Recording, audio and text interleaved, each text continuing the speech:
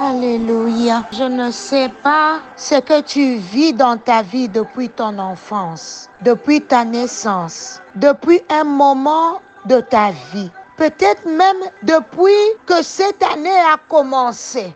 Qui te prive de la joie, qui te prive de la paix, qui te fait couler des larmes secrètes, qui t'attriste, qui te rend malheureux, qui te rend malheureuse. Je suis venue dire à quelqu'un, à partir d'aujourd'hui, toute cette semaine, jusqu'à dans la suite, plus rien ne sera comme avant. Au nom de Jésus, tu vas désormais rayonner de joie. Le temps de la tristesse, des inquiétudes, de l'incertitude, de la crainte, de la frayeur, du découragement, tout ce qui volait ta joue est révolu au nom de Jésus. Dieu est la source de ta joie. Je l'ai dit le vendredi, je ne sais pas pourquoi. Dieu veut que je revienne à ce sujet. Si un homme a pitié de toi, il peut juste s'arrêter à le dire, de fois à compatir sans rien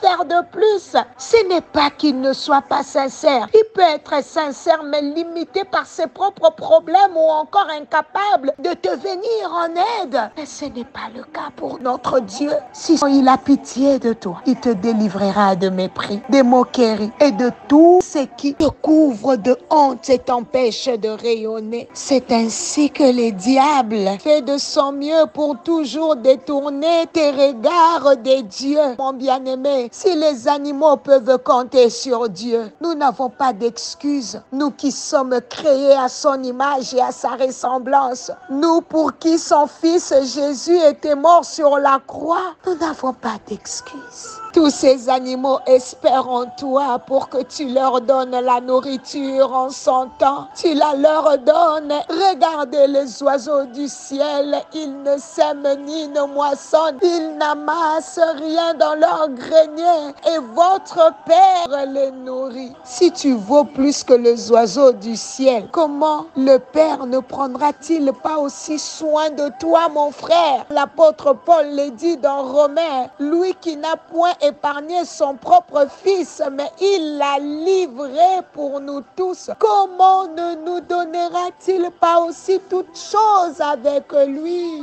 Je prie que ta joie soit renouvelée ce matin. Nous sommes toujours dans les livres d'Éphésiens. Lentement et sûrement, le Saint-Esprit nous donne la compréhension de ces choses. Éphésiens 6, toujours verset 11. La Bible dit, revêtez-vous de toutes les armes de Dieu afin de pouvoir tenir ferme contre le ruse du diable.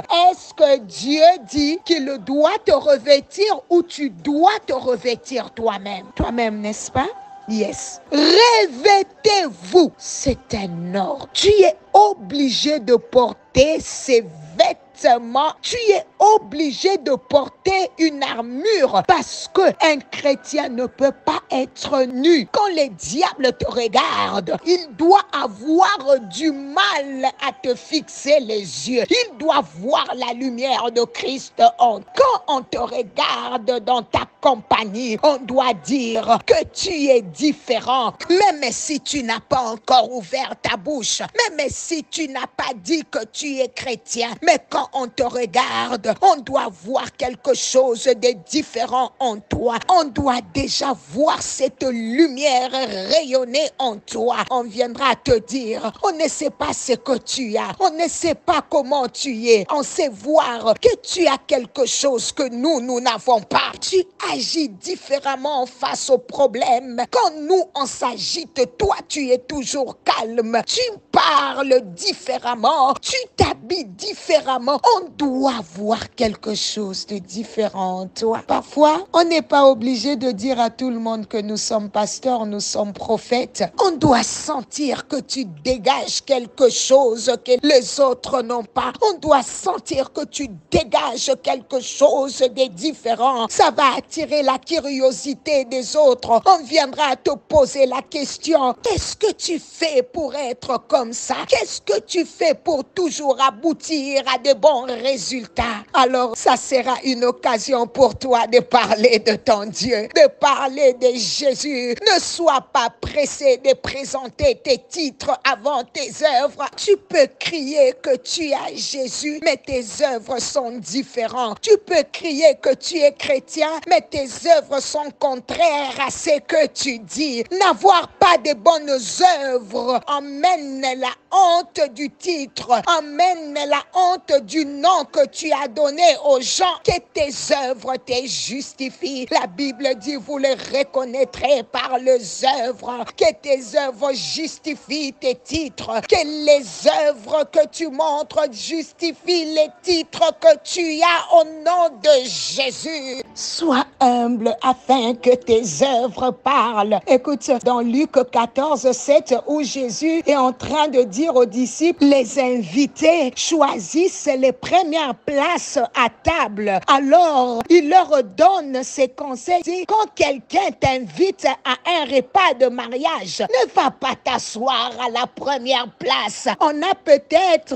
invité quelqu'un de plus important que toi. Et c'est lui qui vous a invité tous les deux va te dire, donne-lui ta place. Plein de honte. Tu devras t'asseoir à la dernière place. Au contraire, quand quelqu'un t'invite, va t'asseoir à la dernière place. De cette façon, lui qui t'a invité te dira, mon ami, prends une meilleure place. Alors, tous ceux qui sont à table avec toi verront combien tu es respecté. En effet, c'est lui qui veut être au-dessus des autres. On lui donnera la dernière place. Et c'est lui qui prend la dernière place. On le mettra au-dessus des autres. Bien-aimé, c'est pour dire, ne sois pas pressé de présenter ton titre avant tes œuvres. Que tes œuvres parlent plus que toi. Que tes œuvres parlent plus que ton titre. J'ai envie de dire à quelqu'un ce matin que la grâce t'annoncera. La grâce te cherchera à cause de la lumière